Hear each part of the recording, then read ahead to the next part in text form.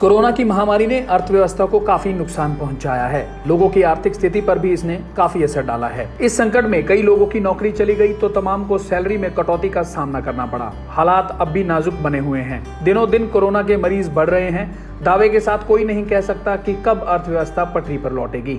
हर ओर अनिश्चितता के बादल छाए हुए हैं। ऐसे में जरूरी है कि खर्च को काबू में रखने के साथ साथ बचत को बढ़ाया जाए। यहाँ हम आपको कुछ तरीके बता रहे हैं जिनसे आप अपने खर्चों में कमी लाकर बचत को बढ़ा सकते हैं। नंबर 1, ब्रांड का प्रेम छोड़ें।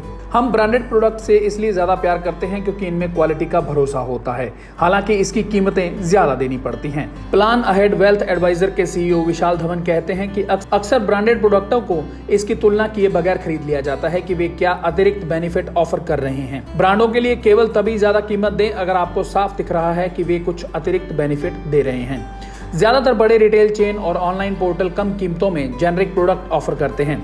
इन्हें इन हाउस ब्रांडों के नाम से जाना जाता है। इन जेनरिक प्रोडक्टों के अच्छी क्वालिटी के होने के आसार ज्यादा होते हैं। कारण है कि इन रिटेल चेन और ऑनलाइन स्टोरों पर मदर ब्रांड की छवि को बचाने का दबाव होता है।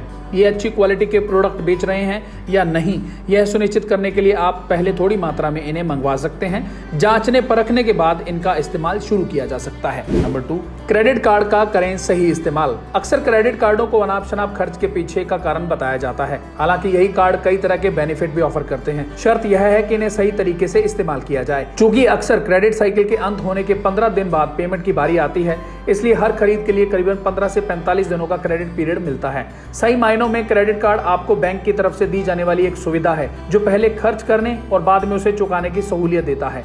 आप क्रेडिट कार्ड से ऑनलाइन या ऑफलाइन पेमेंट कर सकते हैं। अगर आप समय पर क्रेडिट कार्ड का बिल नहीं चुकाते तो आपको उस पर जुर्माना भरना पड़ता है। हर बिलिंग साइकिल के अंत में आपको बिल की न्यूनतम रकम जरूर चुकानी चाहिए। क्रेडिट कार्ड का बिल जनरेट होने और खरीदारी करने के बीच कर्ज मुक्त अवधि मिलती है। अगर आप समय से क्रेडिट कार्ड का पूरा बिल चुका देते हैं तो आपको कोई पेनल्टी नहीं देनी होती। आपका क्रेडिट स्कोर भी बेहतर हो जाता है। अगर आप क्रेडिट कार्ड का बिल समय पर नहीं चुकाते तो आप पर ब्याज की रकम जमा होती रहती है। कई बार बकाया रकम और फाइनेंस चार्ज पर भी लेट पेमेंट लगता है। कई ऑफलाइन और ऑनलाइन शॉप्स खास तरह के कार्डों पर डिस्काउंट ऑफर करते हैं। हालांकि इन ऑफर को पाने के लिए बेवजह की खरीदारी नहीं करनी चाहिए। क्रेडिट कार्ड रिवॉर्ड पॉइंट भी ऑफर करते हैं। इन पॉइंट को जुटाकर बाद में कोई प्रोडक्ट खरीदा जा सकता है। नंबर 3, 10 डे रूल को करें अप्लाई। शॉपिंग की लिस्ट बनाकर आप बेवजह की खरीदारी से बच सकते हैं। इसलिए मॉल या दुकान पर जाने से पहले इसे बना लेने में भलाई है। क्योंकि इन दिनों लोगों का मॉल या दुकानों पर जाना कम हो गया है, इसलिए ऑनलाइन शॉपिंग में बेतहाशा खर्च करने से बचने के लिए भी एक तरीका अपनाया जा सकता है। इसमें आप तय कर सकते हैं कि कोई बड़ी खरीद करने से पहले 10 दिन रुकेंगे। इसका फायदा यह होगा कि अगर बाद में मन बदलता है तो उसी पैसे को कहीं और निवेश किया जा सकता है।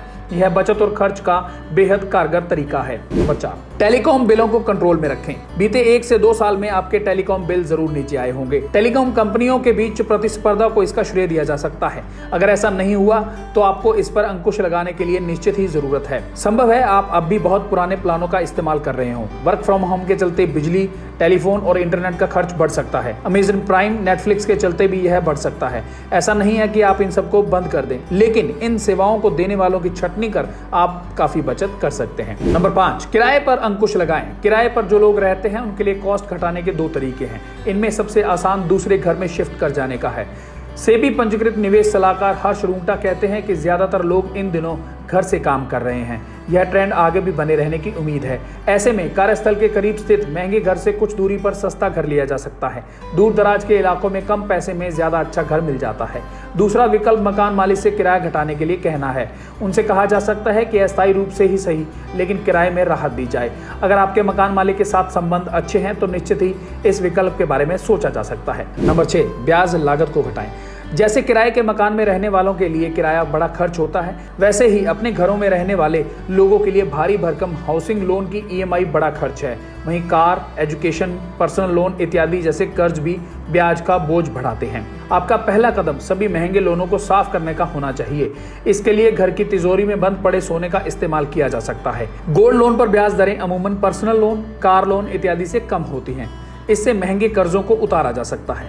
नंबर 7, इंश्योरेंस पोर्टफोलियो को सही करें। यह इंश्योरेंस कवर को कम करने का समय बिल्कुल नहीं है, लेकिन महंगे एंडाउमेंट प्लान और पुराने जमाने के यूलिप से शुद्ध टर्म प्लान में शिफ्ट किया जा सकता है। ऐसा करके काफी पैसा बचाया जा सकता है। बचे पैसे से इंश्योरेंस कवर को बढ़ाया जा सकता है। Number 8, mutual fund expense ratio को घटाएं। बेशक इस कदम से तुरंत आपके खर्च और कैश फ्लो पर असर नहीं पड़ेगा, लेकिन म्यूचुअल फंड पोर्टफोलियो को रिस्ट्रक्चर कर एक्सपेंस रेशियो घटाने से लंबी अवधि में फायदा होगा। डायरेक्ट और रेगुलर प्लानों की कॉस्ट में काफी अंतर होता है। अगर आपका डिस्ट्रीब्यूटर नियमित रूप से आपको अपडेट भेजता है तो म्यूचुअल फंडों के रेगुलर प्लान के साथ बने रहें। इंडेक्स फंडों का टोटल एक्सपेंस रेशियो और भी कम होता है। एक्टिवली मैनेज फंडों के डायरेक्ट प्लान से इंडेक्स फंडों में शिफ्ट कर जाने से सालाना लागत में काफी बड़ी बचत हो सकती है। आप हमारे द्वारा बताए गए इन 8 तरीकों से बड़ी बचत कर सकते हैं, बाकी आपके विवेक पर निर्भर करता है। देश विदेश की तमाम खबरों से जुड़े रहने के लिए सब्सक्राइब करें सच कहूं और बेल आइकन प्रेस करके पाएं हर लेटेस्ट अपडेट सबसे पहले।